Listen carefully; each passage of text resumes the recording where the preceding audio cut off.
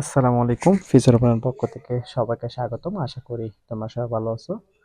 আজকে আমরা এই পর্বের মধ্যে 9, তারপর 10, 11 যতটুকু করা যায় আমরা সমাধান করব ইনশাআল্লাহ।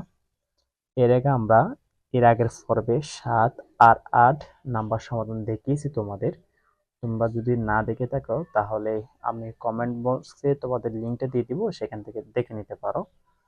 কেন দেখে নিতে বলছি জানো?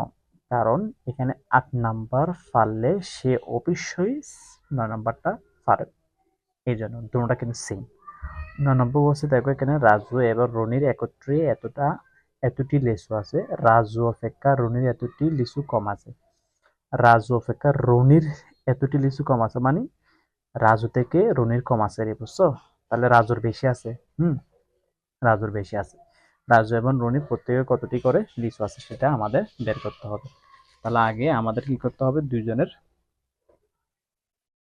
যে লিচু আছে সেটা আমরা লিখে ফেলবো একত্রে। যে দুইজনের লিচু আছে না, এগুলা লিখে ফেলবো।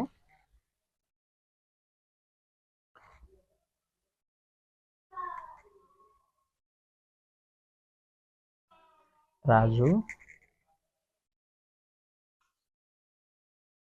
আমি এখানে বন্ধুর উপরে সরি, রাজু এবং রনির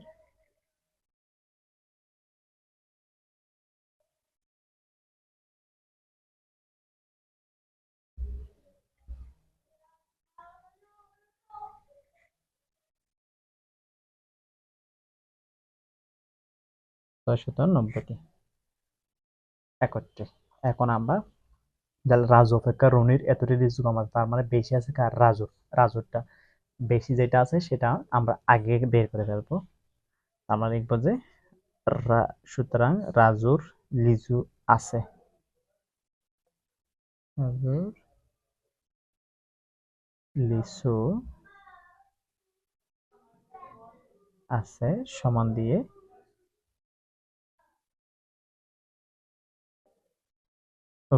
মোট যেটা আছে একত্রে যেটা আছে সেটা থেকে যেটা বেশি আছে বলছে, কম আছে বলছে, ওটা কি করে দিব? বিয়োগ করে দিব।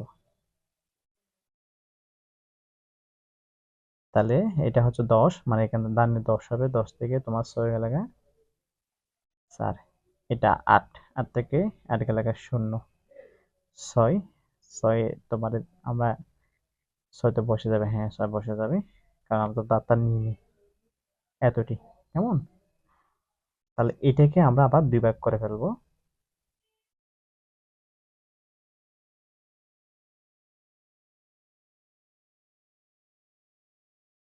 দেখো দুই ভাগ করলে কত হয়? দুইটা 60 ভিতর ঢুকবে 30, 30 বার 4 ভিতর ঢুকবে কবার? 2 বার। 300 তো 2, 2টি। যেহেতু এখানে রাজুর বেশি আছে, হ্যাঁ, তো একজনে প্রত্যেকজন তো এতটুকু গুলা লিচু আছে, প্রত্যেকজন থেকে এতটুকু লিচু আছে। এখন এখন হচ্ছে রাজু অপেক্ষা রনির এতটি লিচু কম আছে, মানে হচ্ছে রাজুর অবশ্যই বেশি আছে, রাজুর বেশি আছে। তাহলে আমরা কি করব, ওই একজনের যতটুকু পাইছে এটার সাথে রাজু যেহেতু এটা যেহেতু রনিও পাইছে রাজু পাইছে এই সম পরিমাণ, তাহলে রাজু যেহেতু বেশি পাই, কতটি বেশি পাই? 86, এর 86টা যোগ করে দিব। 2 সাথে 6 যোগ করলে তোমার 8, 0 সাথে 8 যোগ করলে 8, তা হচ্ছে 388। কেমন? এতটি। এটা হচ্ছে তোমার কার? রাজুর। তাহলে তোমার গিয়ার কত আছে রনির? রনির এইটা আর 302। সুতরাং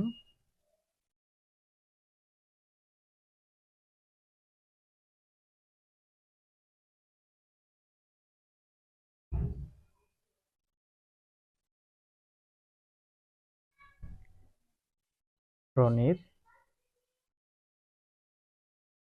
লিচু আছে সমান 302টি। তারপর হচ্ছে কি, রাজুর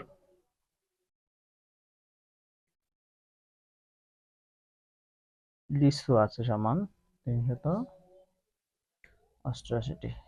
কেমন? এই দুইটা হচ্ছে যে আমাদের উত্তর। প্রত্যেকের কয়টা করে লিচু আছে বের করতে বলছে, আমরা সেটা কি বের করছি। এটাই হচ্ছে আমাদের কাঙ্ক্ষিত ফলাফল, উত্তর। তাহলে এরপর দেখো আমাদের 10 নম্বর এখানে কি বলছে, 10 নম্বর বলছে মা এবং পুত্রের বয়সের সমস্যা হচ্ছে কত বছর? 60 বছর। মায়ের বয়স পুত্রের বয়সের কত গুণ? 3 গুণ। মায়ের বয়স পুত্রের বয়সের কত গুণ? 3 গুণ। তাহলে তাদের প্রত্যেকের বয়স কত? তাহলে মা এবং পুত্রের বয়সের সমষ্টি মানে একসাথে নাম্বার কত বছর? 60 বছর। মায়ের বয়স পুত্রের বয়সের কত গুণ? 3 গুণ বছর। অত পুত্রের বয়স যেটা হবে সেটা 3 গুণ হচ্ছে কার বয়স? মায়ের বয়স। তাদের প্রত্যেকের বয়স কত সেটা আমাদের এখন বের করতে হবে। তাহলে 10 নম্বরটা আমরা কাদের তুলে নিই। যেহেতু এখানে পুত্র বয়স দেওয়া নাই, তার মানে আমরা ধরবো যে কি পুত্র বয়সটা ক ধরে নেব। ধরি পুত্রের বয়স সমান হচ্ছে কত বছর? ক বছর। বুঝছো? তো মায়ের বয়স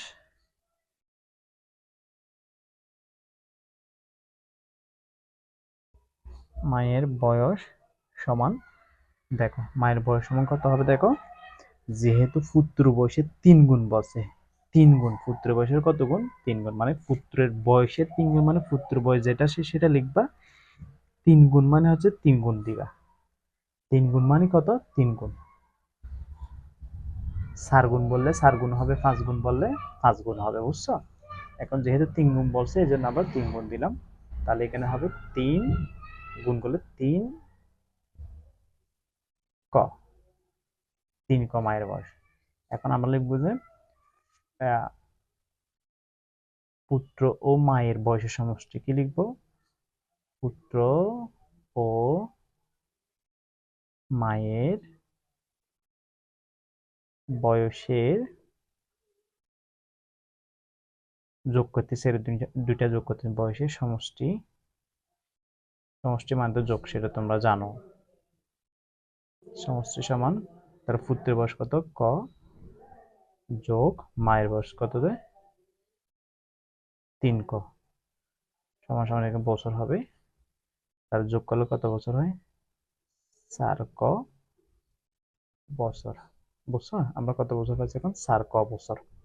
তাহলে পুত্র ও মায়ের বয়সের সমষ্টি কত পেলাম? সমষ্টি মানে একত্রে, একসাথে বলতে পারো, সমষ্টি বলতে পারো। কত পেলাম? 4 ক বছর। এখন প্রশ্নের মধ্যে আসি আবার। প্রশ্নের মধ্যে দেখো এখানে হচ্ছে মা এবং পুত্রের বয়সের সমষ্টি। এখানে আমরা পুত্র আগে লিখছি, এর সমস্যা হবে না। মা ও পুত্র বয়সের সমষ্টি এখানে 60 বছর দেওয়া আছে, এইটাও যে কথা। আবার আমরা যেটা বের করছি পুত্র ও মায়ের বয়সের সমষ্টি সমান 4 ক বছর, এটাও সেম কথা। দুটোটা কিন্তু সেম, একই কথা। যেহেতু একই কথা, তার মানে আমরা লিখতে পারি এরকম। প্রশ্ন মতে 4 ক সমান কত? 60 বছর। দুটোটা কিন্তু সমান, এটা যে কথা এটাও সে কথা, এই জন্য এটা সমান এটা লিখলাম আমরা। লেখার পর আমরা যেহেতু আমাদের কি লাগবে এখানে, আমাদের লাগবে খর মান বের করতে হবে। তাহলে আমরা কটা সমানের বাম পাশে এদিকে রাখবো। হ্যাঁ, এদিকে সমান পরে যেটা সংখ্যা সেটা লিখবো। তারপর হচ্ছে এটা কর পাশাপাশি কোন একটা সংখ্যা থাকা মানে লাগিয়ে থাকা, লাগানো হয় হিসেবে থাকা মানে হচ্ছে গুণাকার থাকে। তাহলে যখন আমরা পক্ষান্তর করব তখন সেটা কি হয়ে যাবে? ভাগ হয়ে যাবে। বুঝছো? তাহলে ভাগ করলে সুতরাং ক সমান কত? 4×15=60। 15। তাহলে আমরা এখন পেলাম কত? 15 বছর। বুঝছো? আমি এদিকে করে দিই বাকিটা। ক সমান 15 বছর পাইছি। তাহলে আমরা এখানে পুত্রের বয়স কত ধরছিলাম? ক বছর। তাহলে সুতরাং